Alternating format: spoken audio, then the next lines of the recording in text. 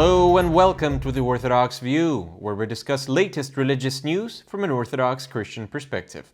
I am its host, Philip Champion.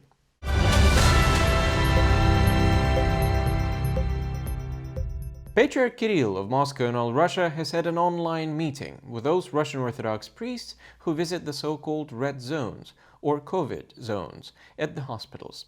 Priests and volunteers from different cities of Russia told the Patriarch about the difficulties of their service.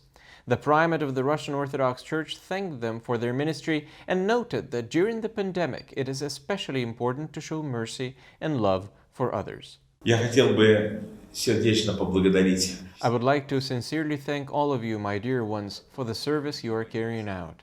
I probably do not receive the complete information. The size of the church is such that it is impossible to collect examples of the remarkable selfless service of our believers in all regions of Russia and abroad. However, I do know that today many people are involved in such ministry. In Moscow, priests have been visiting patients with coronavirus since April 2020. Since that time, a 24/7 hotline has been operating, allowing patients to invite priests to their homes or hospitals. Since April of last year, priests have made more than 4,000 such visits in the Moscow region. Regular visits by priests to patients with coronavirus are organized from Kaliningrad to Petropavlovsk-Kamchatsky.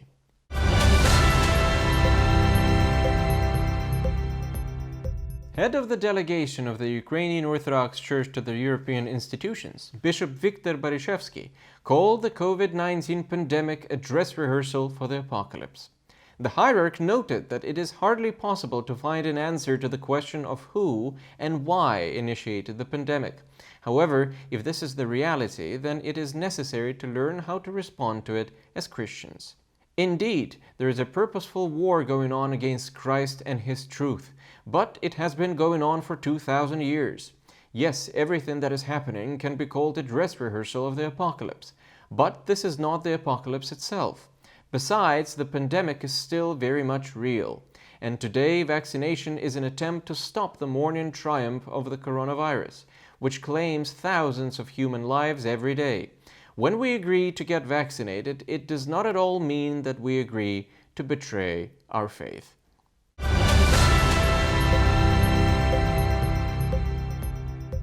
It took him several minutes to methodically hit the woman's chest and stomach with his fists.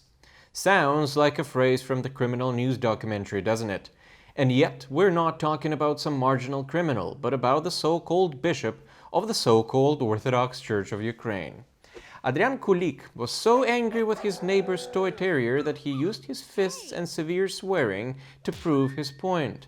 When the victim took out her phone and tried to film what was happening on video, Kulik snatched the gadget from her hand and trampled it. The name of the woman beaten by the so-called bishop is Ivana Berezhnaya. Mrs. Berezhnaya is said to have received serious bruises on her chest and stomach. However, just one fight was not enough for the OCU bishop. Later, he attacked Ivana's husband, who tried to get the video from the surveillance cameras from the concierge. Kulik called his victims quote-unquote separatists because they communicate in Russian. He claimed that he couldn't understand them and threatened to summon the Secret Service. According to the neighbors, the bishop of the Orthodox Church of Ukraine is an arrogant and aggressive person who has an alcohol addiction. The police is currently investigating the conflict and criminal case has been opened against the bishop.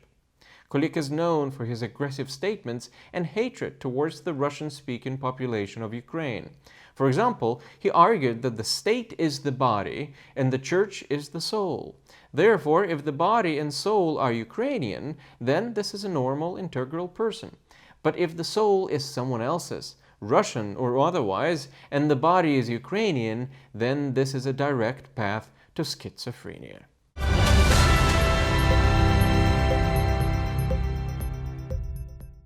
A new Russian Orthodox Church was consecrated in Italy at a former Catholic monastery.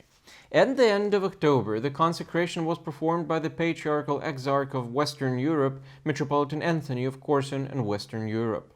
The Church of St. Prince Alexander Nevsky was built at a compound of no longer functioning Catholic monastery in the Lombardy region. The building was acquired by the Russian Church.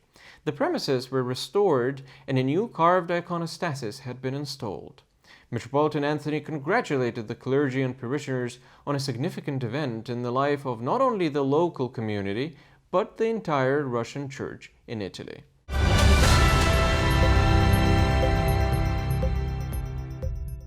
Serbian Patriarch Porphyry has become a blood donor. He took part in a voluntary blood donation campaign at the Belgrade station of the Blood Transfusion Institute. The primate of the Serbian Church later wrote on his Facebook page that he donated blood to help doctors, heirs of the Holy Apostle Luke, to heal one of their Orthodox sisters or brothers.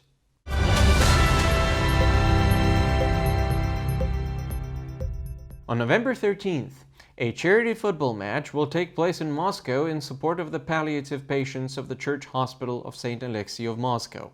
The team of hospital doctors and the Golden Squad of Moscow Spartak will meet on the football field. All funds from this match will be used to purchase special equipment, tools of hygiene and care for bedridden patients, as well as for payment for the work of the medical staff. The Russian honorable coach, Georgy Yartsev, had commented on the upcoming match. I quote, "Veteran matches always bring a lot of joy. When your favorite football is combined with a good deed, it is even more valuable for us. It is very pleasant that our game will be able to help to collect funds that will go to support severely ill people." The veteran team of Spartak includes esteemed Soviet and Russian footballers. More than 120 years ago, the Hospital of St. Alexei of Moscow was created to help the terminally ill and needy people. In Soviet times, this tradition was interrupted. The work on helping terminally ill patients was resumed in 2016. Now there are 2 palliative departments with 100 beds. They help patients from different regions of Russia free of charge. The online broadcast of the game will be available on the YouTube channel of the Hospital of St. Alexei of Moscow.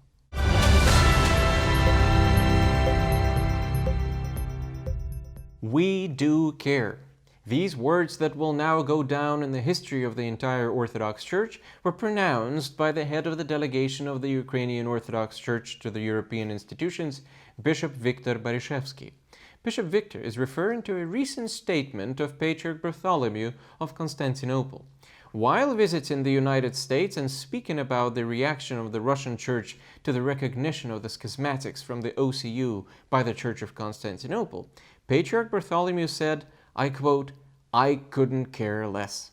This provoked laughter among the American benefactors of Constantinople. According to Bishop Victor, such a phrase, when used in Greek, is an example of street slang that has nothing to do with the Church. The fact that such words were uttered by the current Patriarch of Constantinople indicates that the whole situation around the formation of the OCU was dictated by personal ambitions. Bishop Victor adds that Patriarch Bartholomew bestowed Thomas on the schismatics based not on the canons of the Church, but on this premise that he couldn't care less. At the same time, the bishop drew attention to the fact that in the person of Patriarch Bartholomew we today see a suffering and lost person who is moving away from Christ. And we do care about it, because as Apostle Paul wrote in his first epistle to Corinthians, whether one member suffers, all the members suffer with it. Well, this is all for now. Thank you for your attention, and see you next time on The Orthodox View.